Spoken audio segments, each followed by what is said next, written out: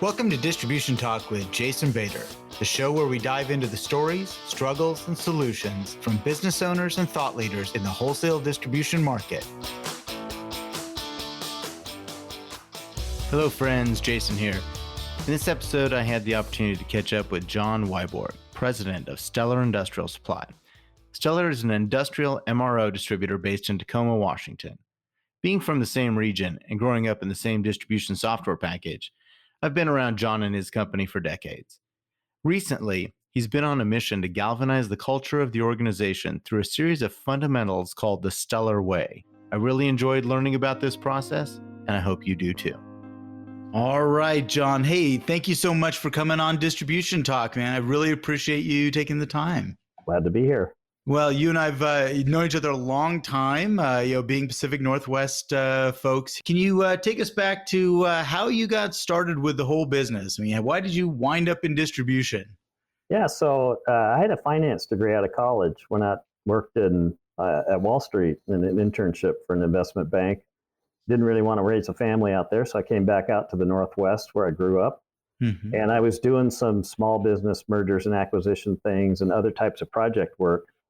And I found that, you do something great, you high five, and then the people you're working with, they disband. And I wasn't finding that particularly gratifying. So I sat down with my dad and I'm like, I'm not sure this is where I want to be. And he said, well, you know what you need to do? You need to get an operating business where you can take your finance skills and what you've learned from me and from school and from Wall Street so that you can build it via acquisition and other mechanisms and be part of a team. So I'm like, aha. So I decided I wanted to be part of a team building something that's a good thing. And my dad had been in various kinds of distribution businesses. And he said, you should look at different verticals and see where there's a lot of fragmentation because that's where the M&A opportunities are. So I looked at, MRO general line distribution, highly fragmented. There were 14,000 or so around the country. So I always joke that I started the 14,001st one. And so, you kind of have to learn the business a little bit and the operating part of it, and then figure out some kind of strategy.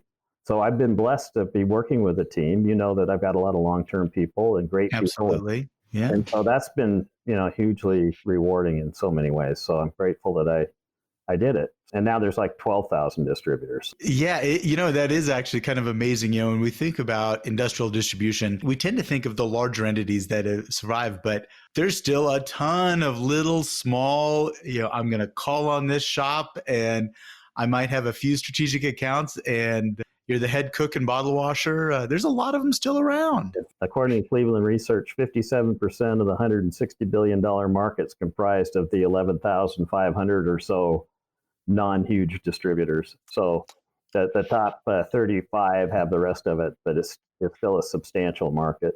And I suspect that a lot of these companies are aging. They're aging to a certain point, and who's going to acquire them, or what's going to happen to them? I suspect that the succession plans are not in great shape. I don't think they're in great shape, and their strategies haven't been in great shape. So, I don't know that the market's going to tolerate, just purely transactional, purely relationship. All of those things are important, but you've got to have a different kind of strategy to gain share in a market that the customers are ever more demanding. The capabilities that you need to succeed are rising. But really what you have to have is some kind of culture and framework and strategy that you can execute against that allow you to gain share and defend against some of the onslaughts of non-traditional competitors and large, capable competitors.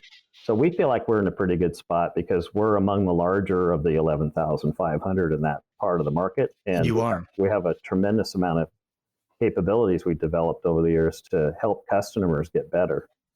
And I think it's been relentless improvement too. It's not just been, you weren't born like that. Definitely. No. We were spent a number of years fumbling around, and you got to learn, and that's hard. You got to get experience, and one of the ways to do that is to fail, but not in a cataclysmic way, and then right. And then learn from it. So I've learned a 1,000 ways to do this whole thing wrong, but none of them have ever been killers. So we keep learning. I was in a one-on-one with one of my long-term key executives not long ago, and she looks at me at the end. She goes, what can I do better? And I said, well, everything. she, she says, nice talk. Yeah, So, yeah. Thanks, but, Coach. I appreciate well, that. I just really believe that there's nothing that any of us do that we couldn't do better if we decided we wanted to look at it and try. So that spirit, that's what I was taught. That's the way I was raised, and our team carries that. So we do keep finding there's a million things we can do to get better and keep improving, and that's fun. I think it does. It makes it interesting. It keeps it interesting because if you think about this as a transactional business, it can get pretty dry. It can Oh get my very word, I can't think of it that way. That's why I'm lucky that I've been able to have the team I can delegate a lot of things to on the day to day, and I've been able to spend time working on the business more than working in the business is kind of how we think of it, sure. and really refining our strategy and our go to market and our philosophy and working on our culture and trying to really focus on things as we reach the level that we're at. The question right now is how do we make things sustainable? How do we institutionalize Yeah. some of the things that either I learned or had an instinct for, or a couple of other key people? How do you institutionalize that for sustainability? So we're working really hard on that, and we're making a lot of progress that way. So we've got a lot of young, highly capable, wonderful young people coming up in the business, and I feel an obligation as a leader to try to impart to them and engage in the knowledge transfer so they can thrive and succeed as we continue to develop our business. So, it's not just all about us. We're here to serve lots of people. John, I hear the expression quite a bit, working on the business instead of in the business. And there has to be a time, a break, sometime in that career span where you did make that transition from in the business to on the business. How do you do that? How did you make that break? That's a great question. Business does not grow in a linear fashion. It's a step fashion, and you reach certain points where you plateau, and then you just have to find a way to break through to the next level. You may have to make investments. You may have to change the way you do your own work. What I've seen is that a lot of businesses plateau at certain natural levels. So it might be there's a plateau at $1 million in revenues, and then 5 million, 10 million, maybe Right. 15 or 20. I don't know exactly where they are, but you get to 50 million and there's a plateau. And so first of all, I just had a relentless drive to keep growing. I think it's vital that we grow. And secondly, I think as a leader, you got to get out of your own way. I think there's a real draw as your organization gets larger and your role and the things that are important for you to do become kind of ethereal. They're not as tangible. As you're learning that, it kind of is unsettling. It's kind of more nebulous. I think that a lot of folks get drawn back into doing something tangible. I'm going to do this spreadsheet, or I'm going to move that box, or I'm going to cut that PO. And I think that there's a comfort there. And then there's another kind of comfort, which is they go to work, they're calling customers, they're calling suppliers, they're cutting POs, they're writing orders, they're looking at inventory requirement reports, and that's action to them. That's where they get their adrenaline. And to me, I think it takes a lot of focus on the future and discipline to say, well, I'm not going to get sucked into that sort of comfort and chaos. I'm moving and I'm grooving and I'm doing stuff, and I go home and I'm tired. And I think part of it's just the way my dad taught me about how to think about business, and just a relentless drive to keep growing, because that's important so our people have opportunities and we can bring better capabilities to our customers. And then in this business, I think to have the ability to invest in capabilities for the future, you've just got to get scale too. So I've been driven all along the way, kind of like there's a fire under my rear end, to keep working to not get scale just for scale, but because it's critical to our execution of our go-to-market strategy that we keep finding ways to invest in the future. And to do that, you just have to find a way to get scale. Right. And I'm thinking more like the technology investments that you all have made. I mean, you can't do that at the 1 million, 5 million, 10 million mark. You have to be in the latter part of that. And that's not to say that those sizes can't do some of that work.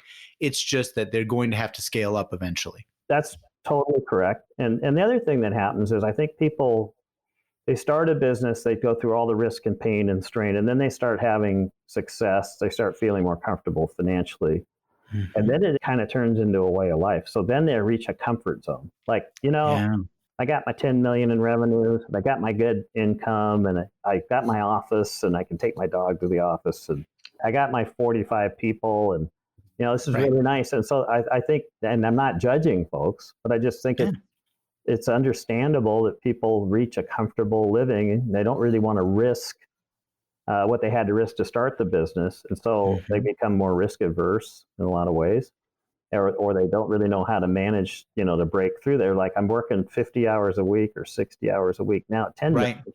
Well, if I go to 20 million, how am I gonna work 120 hours a week? And then I go to Right. 40 million, I got to work 240 hours. And that's why it's so vital. You have to keep shedding your old you and reinventing the new you to be able to handle. I don't do anything anymore, really. Hey, that's not a bad way to be, John. Yeah, I'm telling you. I wrote an article years ago called Do You Own a Business or a Job? And that key litmus test for me has always been if you can walk away from the business for 5 weeks. If you can go on vacation for 5 weeks and you come back and the thing's still standing and still running and gunning, you now own a business. and I've written about that too. Is everything really going to fall apart if I'm gone for 10 business days? What kind of team am I running, and what kind of team do we have together if one person, whether it's me or one of the other team members, is gone for 10 business days? So I think there's almost a narcissism in the idea that, like, I'm the hero of my own drama, I'm the center of my own stage, and Right. I just don't buy that. So every year I've got a 4-week vacation, and it's not that I don't do anything when I'm gone, but our team knows what they're doing, and they do a wonderful Right. job. So I'm blessed that I've been able to do that. I've been told, you work so hard and you're always going, but the reality is, people that know me know I've done I think, an admirable job of getting some. I call it work-life integration, not work-life balance, because I don't think it's Right. mutually exclusive choices. I think you have a life. There's various aspects of it. There's your community and your family and your work and your spiritual development Yeah. and your hobbies. And I think if you get too heavily weighted in any one of those things, that you're really out of balance, and you really need to think about how you integrate them together to get them in balance. Yeah, very, very true points. Speaking of articles, I'm glad you kind of mentioned that. If I could, kind of pivot here, one of the things that I've been following, as I've mentioned before, is the articles you've written on the Stellar fundamentals and the 26 fundamentals out there. You've been posting those out on social media for us to follow and read. Look, I love writing. Writing's cathartic, Yeah. but Yeah. tell me, how did that start for you? So a year ago in July, every year we have a couple of day management offsite.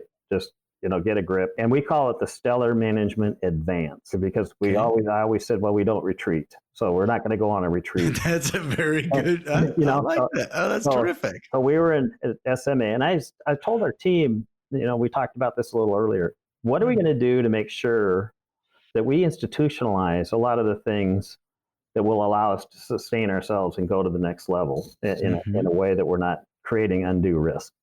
And Mm-hmm. so one of the things that we believe is that any business, ultimately, the only true competitive advantage you have is your culture. Every team has a culture and some Mm-hmm. cultures, but how do you really get intentional about institutionalizing it?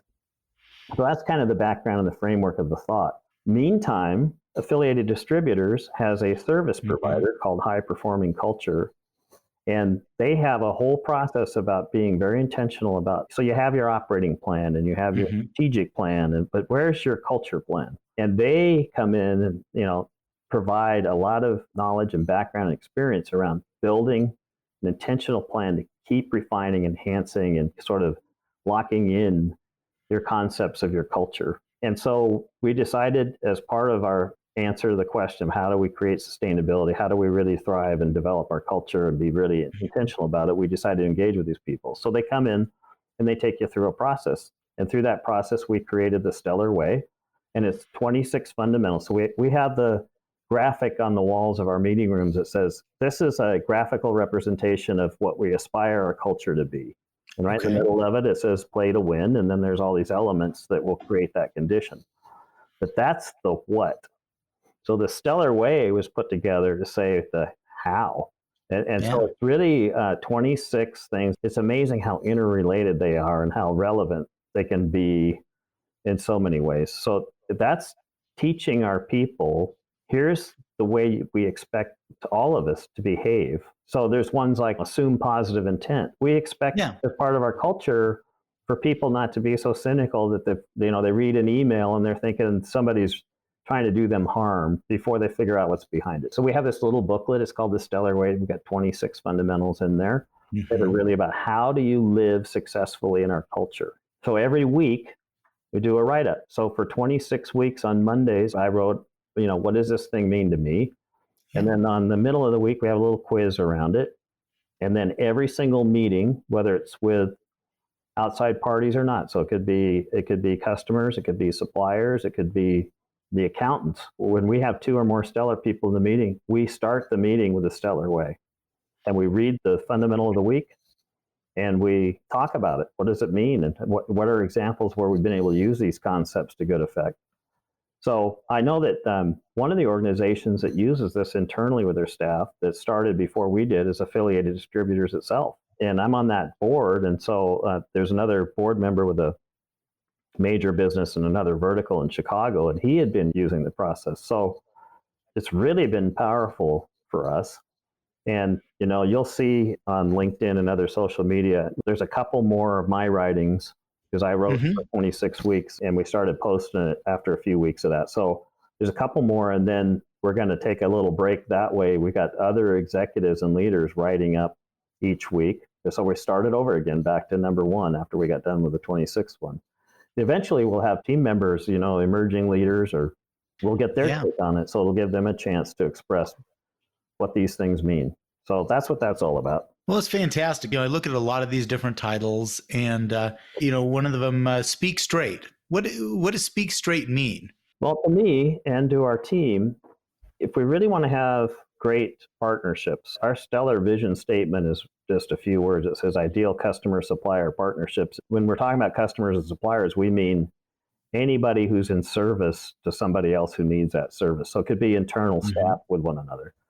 And so Speak Straight calls upon us to have the fortitude and in service to the other party in a partnership to say the things that need to be said to make that partnership as solid and robust and effective as it can be. And that's where that comes from. And people that know me, sometimes I can be, especially when I was younger, a little aggressive, but I've found that just giving people the straight scoop, and again, all in the spirit of back to positive intent, in the spirit of trying to help. And when they learn that you're trying to help and that that's your come from, it's really powerful. You can do a lot of tremendous things. Sure. Are you familiar with the book? It just came to my mind. It's Crucial Conversations. Have you ever heard I've that heard one? of it. Yeah, I haven't. Yeah, it's been a while since I've gone through that, but actually my wife and her company exposed me to it. But it's all about having straight to the heart type of conversations. Right. Let's not candy coat this. And again, it's not with malicious intent. It is with positive intent. Let's get to the heart of the matter here really quickly. Right. So. And I believe the way I was raised and the way I look at the world, how can I participate in making things better?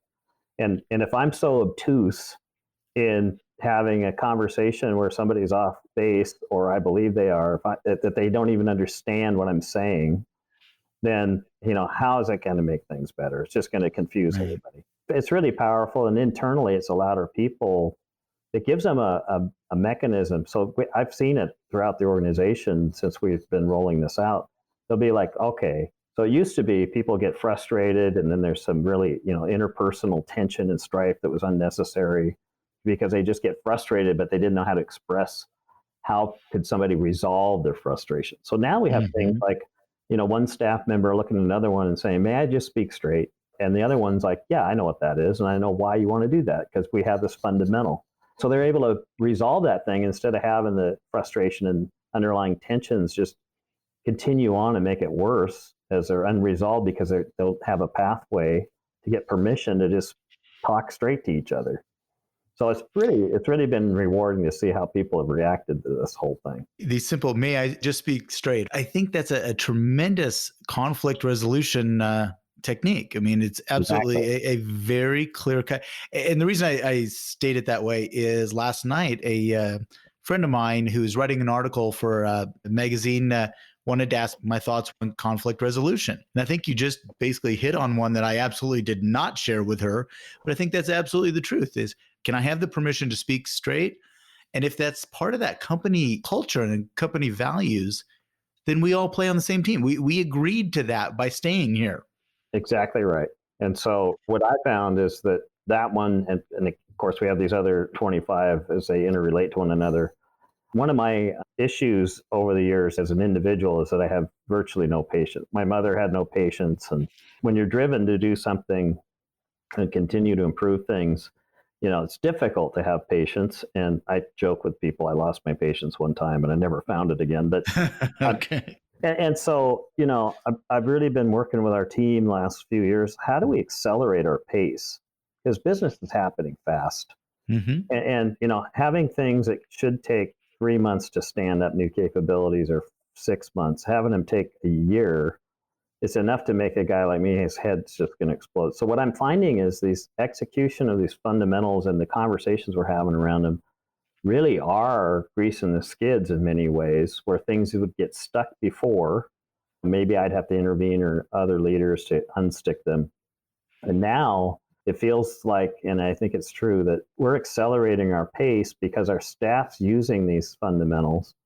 And it's really, they're unsticking themselves when they get high centered on something, if that makes any sense. So absolutely. I'm excited. I'm probably more energized than I've been in 4 or 5 years about where we're at and where we're going and where we're about to get to, just because these conversations and the concepts around the Stellar Way are allowing our staff to execute better in an accelerated basis instead of a bunch of energy going down the tube on unproductive, unnecessary energy. We'll put it that way. Absolutely. And, it's kind of dawning on me, and the more I think through this a little bit, is that you've really given these folks the guidelines. And I think in many companies, conflict occurs, stagnation occurs, and infighting and lack of direction because they don't have a common set of rules or a common set of guidelines. Right. It's really almost like a language. Yes. Really. Yeah. Yeah. So we stood this up and rolled it out. We worked on it last year, fourth quarter, and rolled it out in January. We're still learning, and we always will. And we could do it better because I think we can do everything better. I'm surprised how much it's helped us in this relatively short period of time. So I'm really excited about it. It's a fun thing to do too. It's fun watching people have these conversations. Well, and I think that when you get to a certain size, you need something like this to galvanize that group. I mean, it's not just the 10 or 20 of you that actually are in the same zip code any longer. That's now with multiple locations all over the place, and again, different geographic influences and some different ways of doing things. Now we can step back to a set of guidelines. You can allow that culture to expand further than where you were at a much smaller exactly level. Right. So when we rolled it out, I said, hey, folks, we have a culture. Every organization does, whether they got the pretty picture on the wall or whether they realize it or not. So right. All this thing is a way to get some words around institutionalizing that culture, because I and some of our other key leaders, we can't be everywhere all the time projecting our culture on a just force of will, interpersonal sort of basis. So you have to have some kind of framework and some kind of language that does that. And that's what this is. And I think it's hugely powerful. And any organization that wants to create a sustainable future, if they're not spending a lot of energy and time as leaders on culture, defining it, refining it, enhancing it, in my book, they're missing the mark. Because again, that's all we really have at the end of the day for competitive advantage. Speaking of belief, methodology, one of the fundamentals that I really enjoyed was the being a servant leader. Can you tell me a little bit about what your thoughts around being that servant leader? Yeah, so there's lots of styles of leadership, and everybody has a sort of their natural strongest one. And I believe that a leader should learn capabilities around a variety of styles. It's like different tools in the tool set to bring to bear. Mm-hmm. But what's your everyday, most comfortable, natural style? I went through a lot of leadership development courses. I went through a lot of experiences where my leadership skills failed me. And I learned over time, and I watched my dad and other people that are heroes of mine And I watched, and how do they do it? So when you're younger and you're a type A aggressive person, you tend to fall into more of a command and control mentality, but that's not the most effective way to get the most out of people. So what I've learned is that servant leaders are there to help their team succeed. And if you come at it in service to other people, whether you're coaching them or you're breaking through obstacles, your role as a key leader, senior leader, isn't to really do, I said it earlier, I don't do anything. Well, it's to facilitate the success of our team and the people on our team. And to my mind, that's how you get the most out of people. And that's also a way for the leader to stay focused on the essential functions of advancing the cause of the organization. And it's also a much lower energy way to create success, I think. So, and it's very rewarding on an interpersonal basis to have people learn how to help each other. I'm not there to play big boss and bark out orders. And I tell our team, look, if the building's on fire, we have a command and control structure. We have an org chart. You can see what that is. And I will invoke the command and control structure when there's an absolute emergency and we have to move and we just have to. And frankly, when we went through the Great Recession, I saw it coming. And as we were approaching it, I sat down with my team. I said, you're not going to like it, but for a while, I'm going to be in command and control mode because we got to move. I have to get you to do these things. So, and we did a good job working our way through that. But I wasn't as comfortable in that mode, having matured and gained wisdom to some level about leadership. My team was almost kind of resentful about it in some ways. They weren't used to it. And I'm like, look, I told you guys up front, we were going to have to do this. And so we got through it together, and everybody, looking back on it, we were proud of how we did that. So it's important not to just stick on one style. But I found servant leader as the default condition and I'm involved in other types of organizations. I chair a hospital system. And when you're trying to lead a group of volunteer board members that don't work for you, and there is no command and control, you better find your servant leader, or you're not going to be able to succeed in that. Sure. Yeah. It's funny you should say that. My former mentor, he passed away a few years ago, but he used to say, if you ever want to know how good a leader you are, try leading a board. Board of directors. I mean, a volunteer board. He said, they don't work for you. No. It's not gonna work that way. So command and control isn't going to work there. It's about your interpersonal relationships, your willingness to help the board find the pathway, and you're part of a team. And that's what I told you at the beginning of this. My initial come from is wanting to be part of a team, not being the big cat daddy or any of that kind of stuff and barking out orders. So some part of me had a notion that that's where I wanted to lead myself, even at the beginning. So, John, you've got these 26 fundamentals. And as I have gone through social media, I have seen number 25, renew and refresh. But give us the spoiler alert. What is number 26? 26 is one of my favorites because it says keep things fun. And, I watch people, a lot of our life is tied up in work and our career. And I like to have fun. I'm generally a positive person, and I enjoy fun, and I'm kind of ornery and mischievous in a lot of ways. And I see people going through the drudgery and just the strain. And it's like that can't be our come from. So my deal is we're all doing this anyway. So let's make it a bunch of fun. So if you come into our office, our galactic headquarters in Tacoma, you'll hear when I'm around, there's a lot of laughing, and when I'm not, there is too. But I have a distinctive laugh, I'm told. So our team, there's a lot of camaraderie and a lot of fun, and we work hard, but we enjoy each other's company. I had a major supplier out this last week when we were at dinner with several team members, and he leaned over to me, and this guy he's a rock star for a major supplier at our space. And he leans over to me and he goes, "You've got great people." And I said, "Well, thank you so much." And he said, "They genuinely enjoy being around each other." And I said, "Yeah, and that's fun." So I said earlier, I want to be part of a team building something good. And to me, if it wasn't fun, then we wouldn't be able to say that's true. Yeah, no, you've definitely built something there. I mean, I've had relationships with you and your people for a very long time and enjoyed watching that grow over the years. Well, anyway, hey, John, I really appreciate your time today. This has been fun. It's been great catching up. And Yeah. enjoyed this discussion of these fundamentals. I think you're absolutely on the right track here. Well, thanks, Jason. I appreciate your kind words and the opportunity to visit with you. It's good to get a chance to catch up a little bit.